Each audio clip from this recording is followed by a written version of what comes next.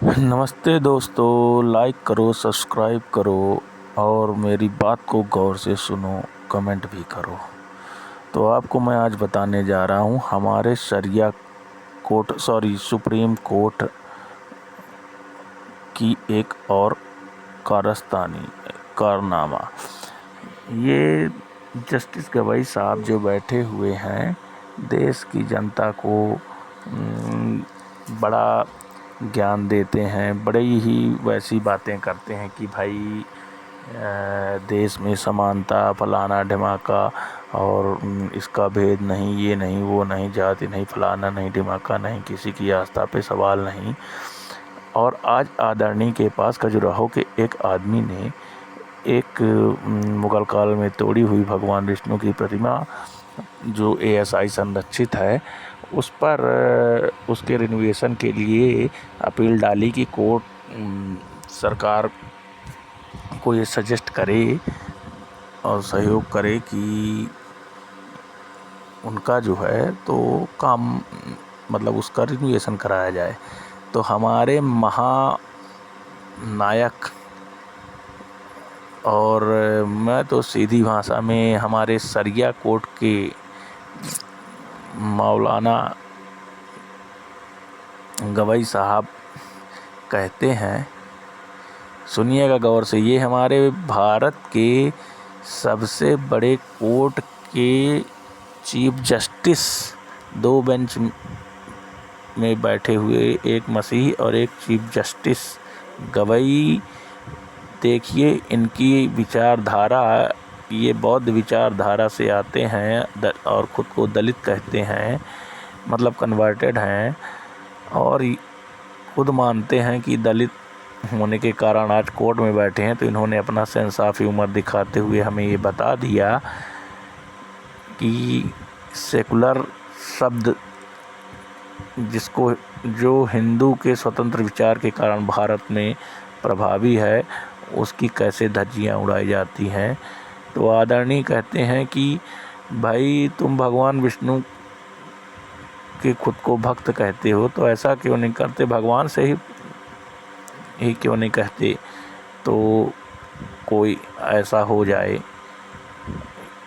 या फिर वहाँ बगल में एक शिवलिंग जो देश के नामी बड़े शिवलिंग में एक है खजुराहो में, उनसे कह दो।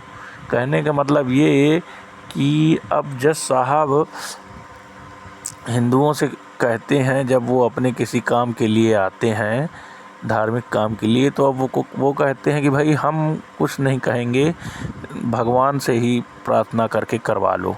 तो मैं ये पूछना चाहता हूँ कि तुम्हारे अब्बा बैठे रहते हैं, जब मुस्लिम समाज आता है तो कभी वक्त पे तुम रोक लगाते हो, मस्जिद में सुनवाई करते हो, तो फिर भैया मेरे अगर जो यही है प्रार्थना में, तो अब हिंदुओं की प्रार्थना तो यही है कि वो ताकत से सड़क में उतर के सब कर लें।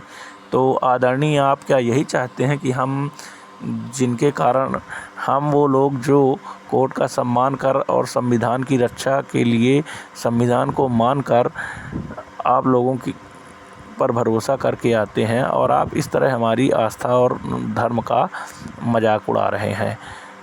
आपको सोचना होगा जज साहब, ये बहुत ही गलत कमेंट किया है आपने, और इसके लिए आपको निर्विवाद रूप से क्षमा याचना करनी चाहिए, अन्यथा ईश्वर आपको स्वयं इसका दंड देगा। आप ये बिल्कुल भ्रम में न रहें कि आप दलित हैं या बौद्ध हैं तो नास्तिकवाद में कहीं कुछ नहीं है। आपको इसका दंड मिलेगा मिलेगा मिलेगा। मैं तो कहता हूँ मिलना शुरू हो गया जब मेरे जैसा एक साधारण इंसान आप पर, आपके विवेक पर, आपकी सहनशीलता पे, आपके टॉलरेंस पे, आपके सामान्य ज्ञान पे और बौद्धिक स्तर पे प्रश्न उठा रहा है, जो आपने आज उस पीठ पर बैठ के किया है जो न्याय की सबसे बड़ी मांग को पूरा करने के लिए प्रसिद्ध मानी जाती है, जिसका निर्णय अंतिम और सर्वश्रेष्ठ और सर्वोच्च होता है। जो उस बेंच में बैठ के आज आपने अन्याय किया है, ये और बड़ा ही गलत वक्तव्य दिया है। इससे हम फिर तय हो गया है कि आप लोग कितने बड़े सनातन के दुश्मन हैं। और याद रहे कि हम हिंदुओं की ही मेहनत की कमाई और टैक्स के पैसे से आप इस कोर्ट पर बैठे हुए हैं। आदरणीय, आप जिस तरह इस्लामिक एजेंडे को देश में लागू कर थोपना चाहते हैं, उनकी सड़ी सड़ी छोटी छोटी बातों में आप सुनवाई करते हैं, रोक लगाते हैं सरकारों पर। कहीं ऐसा ना हो कि ये हिंदू समाज भड़क ना जाए। और जो नेपाल की बात आप करते हैं ना, आपने कहा था ना कि संविधान, तो आदरणीय, संविधान देश की जनता, बाहुल्य जनता के कारण सुरक्षित है, याद रखिएगा। और हम जब बाहुल्य थे तब हमने ये संविधान दिया था। वो कोई वहाँ पे मुस्लिम नहीं थे, मुस्लिमों ने जो संविधान दिया है जाके पढ़ लीजिए पाकिस्तान में। और आप वहाँ होते तो वहाँ कभी सुप्रीम कोर्ट के जज तो छोड़िए, वहाँ झाड़ू के अलावा कुछ नहीं मिलता।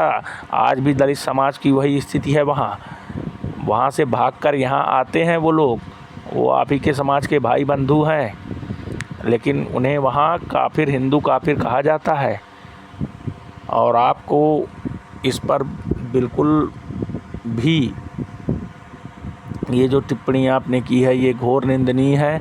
और यही बहुत बड़ी बात है कि मेरे जैसा एक महामूर्ख, दुर्बुद्धि, जिसमें ज्ञान नहीं, जो आपको ज्ञानी और समझदार समझता था कि देश के गिने चुने लोगों में जो न्याय में की कुर्सी में बैठे हुए बहुत बड़े बुद्धिमान और बहुत बड़े एकदम बिल्कुल इंटेलेक्चुअल पर्सनालिटी बैठी है, जो तराजू लेकर बैठी है कि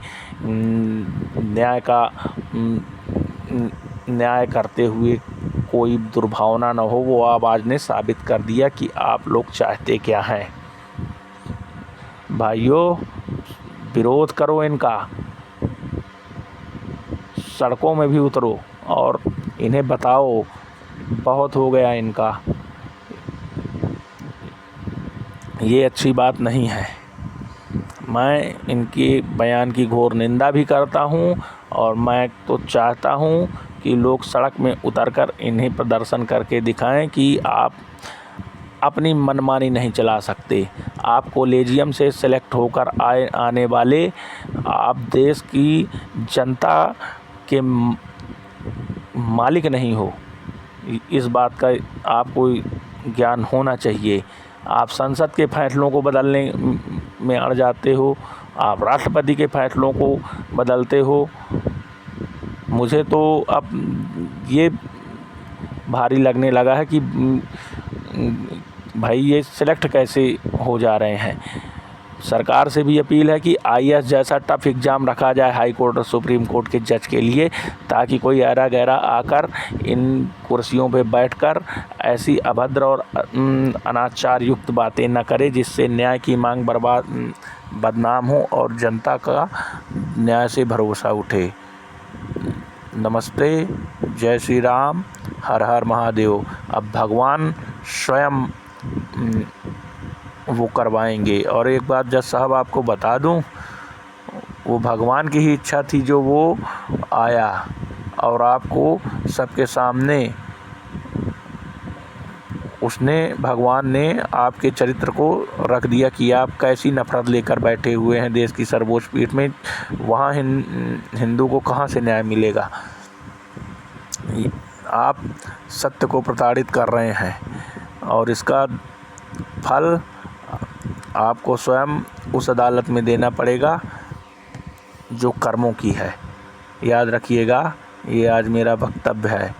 मेरी आस्था में आपने गहरी ठेस पहुंचाई है और वो ठेस तब सबसे बड़ी हो जाती है आदरणीय, जब हमारा अटूट विश्वास होता है कि कम से कम नेता हो सकता है कि हमारे साथ दुराघात कर दें, हो सकता है कि शासन प्रशासन सब, लेकिन हमको ये लगता है कि नीचे से लेके ऊपर तक जब हम कोर्ट में खड़े होते हैं तो हमें ये लगता है कि हम सीधे साधे सभ्य सामाजिक लोगों की आवाज़ सुनने वाला कोई एक बड़ा स्तंभ है, एक सच्चा न्याय का मंदिर है।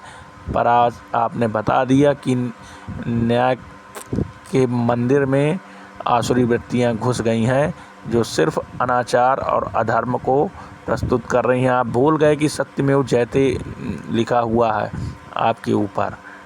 आपने आज असत्यमेव जयते करने का प्रयास किया है। इसका दंड आप यहाँ जज हैं भौतिकवाद में, याद रखिएगा। राम दरबार में दुनिया के बड़े करोड़ों जज मिलेंगे आपको, वहाँ पे आपका निर्णय होगा। जय श्री राम भाइयों। अपना जवाब ज़रूर दें, लाइक करें, कमेंट करें और शेयर करें। और रही बात, अगर ये शेयर करते करते पहुंच जाएगी तो मैं सामने भी आ जाऊंगा। सुप्रीम कोर्ट मुझे खड़ा करे और फांसी दे, मैं फांसी भी चढ़ जाऊंगा इस बात के लिए, क्योंकि ये गलत है, गलत है, गलत है। सुप्रीम कोर्ट भारत की सुप्रीम कोर्ट की जगह इस्लामिक देश के शरिया कोर्ट की तरह बर्ताव करता है जब भी हिंदू पक्ष जाता है और मुस्लिम पक्ष जाता है तो इनकी पता नहीं क्या सेटिंग होती है कि उनकी सुनवाई भी होती है। कभी उनको कोई उटपटांग तो छोड़िए, उनकी गलत बातों को भी सुना जाता है और हिंदू को ही दबाया जाता है। और जबकि हम ही देश के विकास में सबसे अग्रणी समाज हैं। हमारी मेहनत से ही और हमारी लगन और शांति के कारण ही देश में संविधान की रक्षा हो रही है। अगर एक बहुसंख्यक समाज 10% सड़कों पे उतर जाए उग्र होकर तो सारी लेने के देने पड़ जाएंगे।